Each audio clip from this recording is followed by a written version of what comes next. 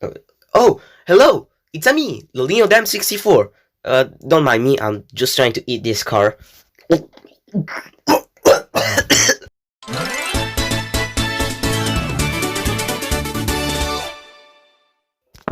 Sorry if this video took so long, but I have the perfect excuse for that. Kirby and the Forgotten Land. Here it is, the first 3D Kirby game ever! No! Now, my first Kirby game was actually Kirby's Adventure Wii. Sorry, Kirby's Return to Dreamland. So I can't exactly say that I was one of those people that was waiting for the 3D Kirby game ever since the N64 or GameCube days or something like that.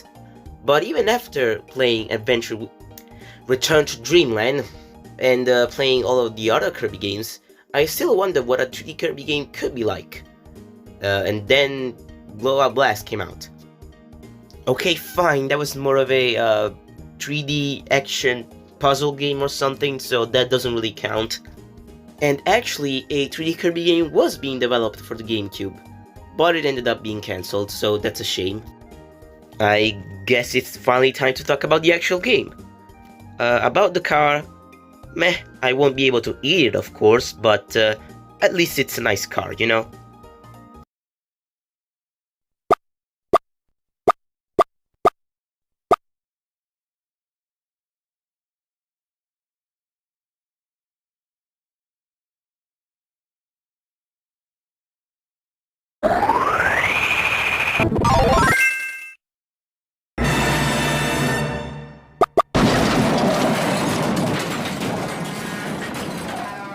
What the heck?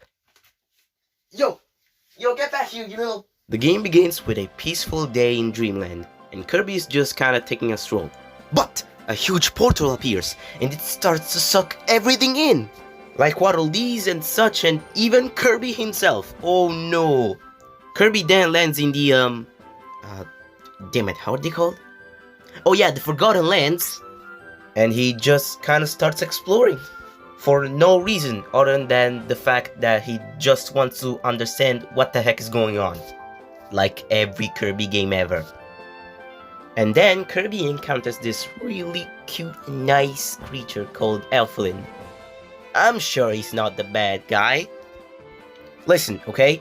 When he started showing up in the trailers, everybody started saying that he was the bad guy. But I didn't believe them. Because I did not think that they would use this plot twist 3 times. And was I correct? We'll talk about it in the spoilers section of the video. The game has multiple worlds to explore, but they all have one thing in common. Humanity is dead, because this entire game takes place in a post-apocalyptic world. I mean, this isn't the first time Kirby did this, so it's fine. Each world has a different theme, and they're all great, especially World 4, which is clearly London. Look at it. I can't wait for the next Mario game that will be like this. As for the gameplay, what did you expect? It's amazing. Kirby controls really well, and all of the abilities are really fun to use. And there's mouthful mode. The best thing ever. So apparently, going through the portal gave Kirby the ability to inhale things that are clearly way too big for him and turn into that thing.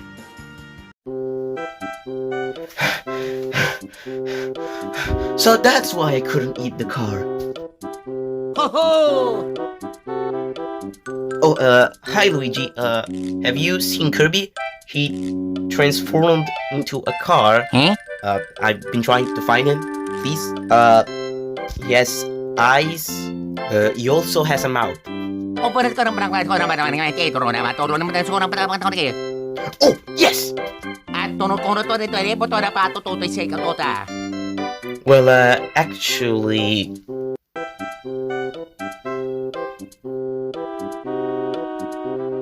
Yeah! Give me 5 more minutes. Help me, please. No, Pretty much all of the mouthful modes are really cool, but despite what you might think, they are not exactly like copy abilities. You see, I think copy abilities are kinda like the fire flower or any standard power-up in a Mario game, because you know, it's something that you can have, but it's not essential, because all they do is give Kirby a new way to attack. You can pretty much play the game just fine without them. Meanwhile, mouthful modes are kinda like the captures in Mario Odyssey, because they completely change the way Kirby controls, and you will only need them for a specific part of a specific stage, and once you're done with that section, you get rid of it. And I mean, come on, how can you not like the Toyota? And speaking of copy abilities, one of the complaints that I have with this game is the number of copy abilities. Only 12. That is a pretty low number. But, like I said, they are really fun to use, and you can even upgrade them, giving them new ways to attack and, most importantly, a new hat. I don't really consider these upgrades new abilities, but they're still cool. And where do you upgrade your copy abilities? Well, in Waddle Dee Town, this brand new and really cool hub world. You can do a lot of stuff here. You can watch cutscenes in a cinema, you can upgrade your copy abilities, you can go into the Coliseum, which is basically the arena from the previous games. You can play some minigames, one of them is fishing, and Kirby is really cute. And you can even take a nap in Kirby's bed. But, in order to access some of these features, you need to save some Waddle Dees, the brand new collectibles in the levels. Yeah, you know, we have energy spheres, sunstones, living, breathing Waddle Dees. Cool. You'll earn 3 Waddle Dees for simply completing the level. There are 3 to 5 Waddle Dees just hidden in the level, waiting for you to find them. And there's even 3 Waddle Dees that you earn by doing random little things in the levels, like collecting fruit, not getting hit in a specific part of a stage, defeating the boss quickly. These are all really cool, as they encourage multiple playthroughs of the levels. And you also need enough Waddle Dees in order to fight the boss's world, so yeah, you'd better be on the lookout for those things. Oh yeah, and the 2 new copy abilities, they're pretty cool. I mean, Drill was kind of okay, didn't really like it that much, but Ranger was way better. Even the upgrades are pretty cool.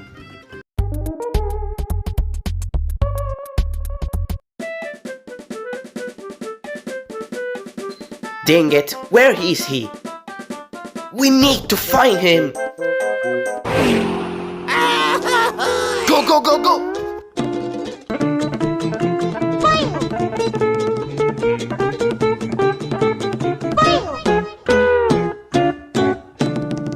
Yeah, me neither. What will we do now? Okay, so while we brainstorm some ideas, I'll continue to talk about the game, I guess. Yup, this game has even more stuff. You see, Waddle Dees aren't the only thing to collect in a level, because there's also these really cool figurines. There are 4 volumes of these figurines, and in total, there are 256. So they'll keep you busy, I guess.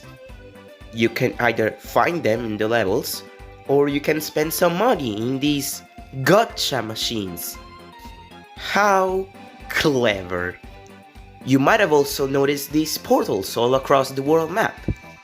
Well, they take you to treasure roads, which are specific mini stages which are based around a specific ability or a specific mouthful mode, and beating them rewards you with a rare stone, which is the currency that you need in order to upgrade copy abilities. So yeah, this game has quite a lot of collectibles, but there's a lot of other stuff about this game that I like.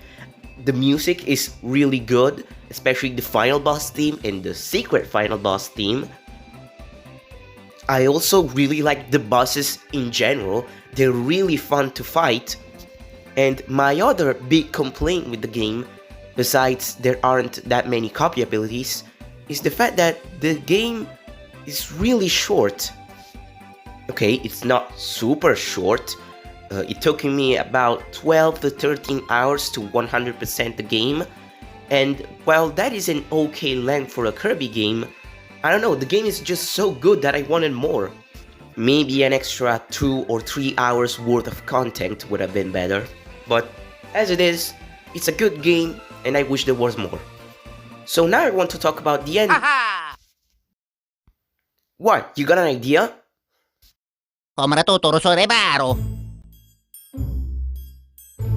Okay, sounds good. What are we gonna do? Why do I have to be the bait? Well, it won't. Maybe if we use something else as a bait. 2 seconds later. Yes. Now, while we wait for Kirby, let's talk about the ending of the game. If you don't want to see spoilers, skip to this time. 3, 2, 1, go. Okay, this ending is pretty wild and also pretty long, so I'm gonna speed run through it. The boss of World 4 is King Deity, who is mind controlled, again. And after you beat him, he kidnaps Elflin. So then, you fight him again in World 6. Then once you beat him, you free him from the mind control. And after that, he sacrifices himself in order to save a Waddle Dee and you enter an elevator. Then you get voice acting, which explains that you're gonna meet the ultimate life form. Shut up the head. The ultimate life form, IDF-86. This freaky alien wanted to destroy the planet, but the people of this planet managed to capture him, and then they made experiments with him or something. He granted them the ability to use a planetary warp technology or something, but then an accident happened and the creature was split into two. One of them is here where you're currently going and the other one who knows where it is. So you get there and you find out that Elflin is the other half, which is not good. The other half looks absolutely disgusting and you meet the king of the beasts, Leongar. You also discover why they needed the Waddle Dees. They needed labor. That's it.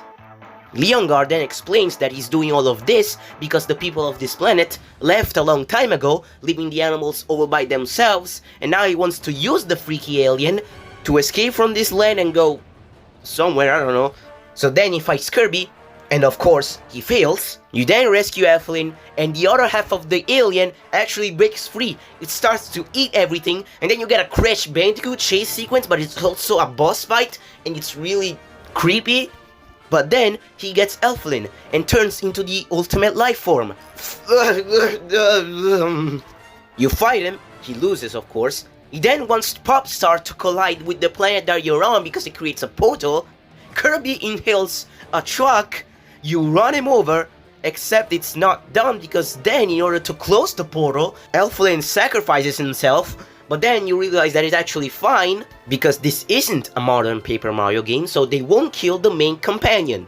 So after that, it's over. Oof.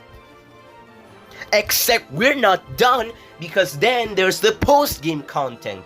After you get back into the game, you unlock an extra world, the Isolated Isles Forgo Dreams.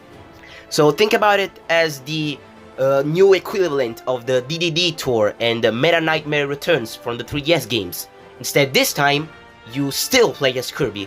So, you know, there's shorter and harder versions of past levels with a new collectible, and then there's a new boss fight at the end, you fight Leongar again, and then you fight Morphonite, because of course you do, and then it's still not done because then you unlock the Ultimate Cup Z, which is basically the true arena from the previous games. And on top of that, right at the very end, there's a harder version of the final boss with a unique second phase where it turns into a ball, and then once you beat him, it is finally over. Yeah, that's a crazy ending, right? Shh, let's hide.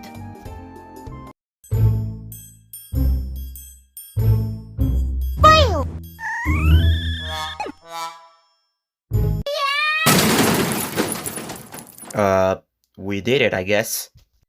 Yahoo!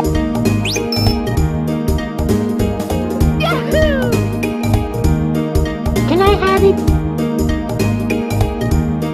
Moving on the ground, moving on the ground.